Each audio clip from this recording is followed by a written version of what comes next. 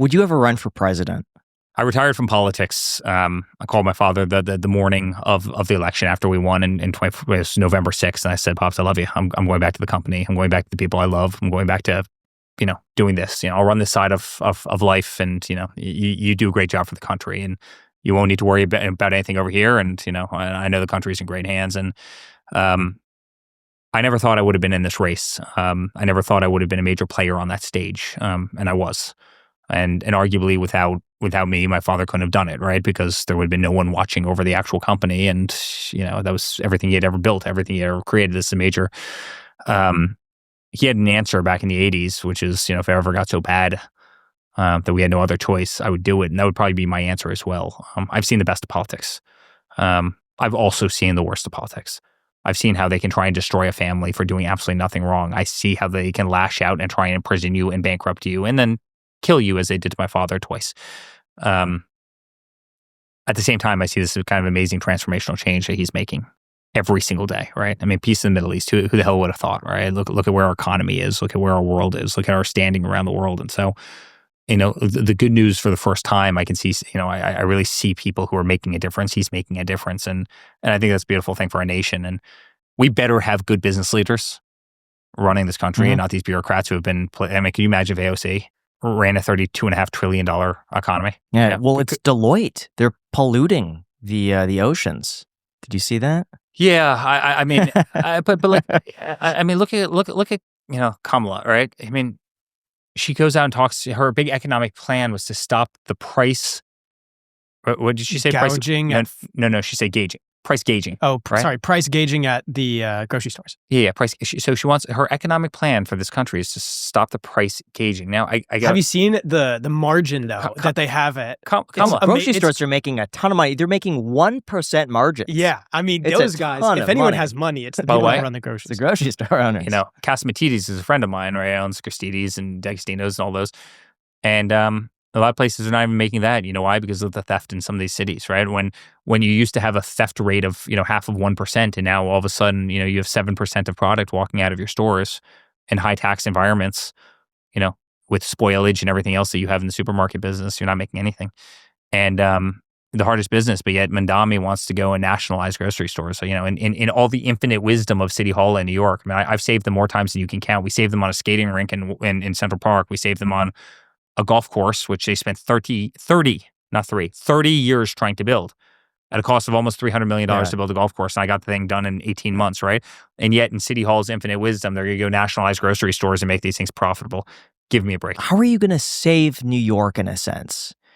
Like, it seems like he's getting a lot of attention. And I would even love to have him on the podcast. We would guys, we try to have people on the left on this podcast all of the time. I'm not just saying that seriously. They don't do it. They don't do it. We want more people on from the left. We have Eric Trump here right now, guys. This is your chance. If we could just get Mamdani, if we could get Kamala, love that. If we could get anybody, AOC, Bernie Sanders, please. Ask for all the same questions you asked me today. What's funny, we would love to. We've thrown out the offer for years and zero response back. Yeah. So if you could help, because I'm in real estate. Are you guys on talking terms? Well, I mean, can I be honest? I'm in real estate, yeah. I mean, the reason they won't do it is, they don't control you. They control ABC. They control NBC, right? I mean, network TV became the kind of the PR arm of the Democratic Party. Everybody knows that, right? The reason you guys are doing great is you have an independent voice and you can ask questions and you can ask them uncomfortable questions. And because of that, they won't go on your programs, right? Like if they go on CNN, they're going to just, they're going to hold up little, fluff T-balls, and let them kind of hit it out of the park all day long with nonsense. And in the case of ABC, you saw what they did with, Kamala's interview. They literally edited all the questions to make her try and sound intelligent. And they took questions, they edited her answers, and they tried to make her sound intelligent. Like and that's the reason these people won't come on your podcast, because they have to do what I've done for the last 90 minutes, where you actually have to be intelligent and run your mouth and, know the answers to kind of far-reaching topics of which these people don't, because they've never lived in the real world. And as I said before, most of their votes have always been, yes and no. But seriously, that is an honest offer. So if anyone, if you know Kamala, are you worried about him getting elected? and destroying a city and putting these policies in place and driving people out. He was talking today about a 52% tax rate in New York City. Well, listen, guys, I left New York. I left New York because of the weaponization in New York, but I left New York also because of the taxes. I mean, between we left California because of taxes. We left back in 2020. How can you blame me? I mean, let's just take a tale of two cities, right? New York, which was our entire life. I still have a lot of assets in New York, and let's take Florida for a second, right? New York is thinking about increasing property tax, just taxes in general even more. You mentioned the 52%, kind of marginal, right? Yet DeSantis is coming out every day saying he's going to eliminate all property taxes in the state of Florida, right? You know why DeSantis has that much cash? Because everybody left New York and they all came down here. There's an article in New York Times saying that the top 18,500 taxpayers in New York City paid 85% of the taxes. And they all left. They all left. And now all of a sudden they want to raise taxes again. You know what they should do? They should go the exact opposite way. Cut wasteful spending, bring down the tax rate, and no city in the world could compete with New York. I love New York. New York's amazing. I love New York. I love everything about the city.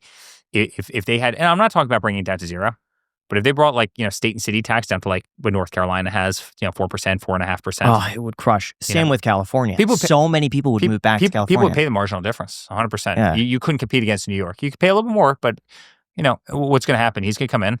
Your streets are going to get dirty. Your streets are going to get unsafe. He wants to defund the police, as you know. He hates the Jewish population. I mean, he says including last night on Martha McCallum, he said that he wants to imprison, Netanyahu if he ever came into New York. So Netanyahu comes to speak at the UN, and you're going to have the mayor of New York imprison him? This can't be serious. This can't be serious, right? So congratulations, you're just going to have a major world leader that doesn't come to the UN, which is going to diminish what the UN function is, which is going to only diminish New York.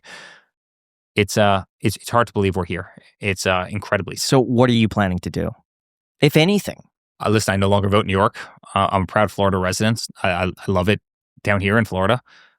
It's sad. Again, I have a lot of assets in New York, and I only wish the best for the city. But it's But you do have a big platform and a big voice. Oh, and believe me, I use that platform and voice. And it is hard to run against somebody who promises everything for free, right? It's kind of one of those life lessons that I think we've learned over hundreds of years. Somebody goes around promising the world for free. I mean, it's easy to promise something until you actually have to pay for it. And I think they're going to run into that in the hard way. And I think if he does, in fact, increase taxes again, I think you're just going to see another exodus from New York to Florida. And I think that's just going to continue to make Florida real estate more expensive. If you've ever been denied a car loan, credit card, or even an apartment because of what's on your credit report, you are not alone. Most people don't even know what's hurting their credit score, let alone how to fix it. That is exactly where our sponsor DisputeBeast comes in. It's an AI-powered platform that helps you find and remove outdated or inaccurate items from your credit report fast. We're talking things like late payments, old accounts and collections, or even accounts that don't belong to you. Not to mention, how it works is super easy. You connect your credit report and DisputeBeast scans it for negative marks that could be dragging down your score. Then it generates custom dispute letters tailored for your situation,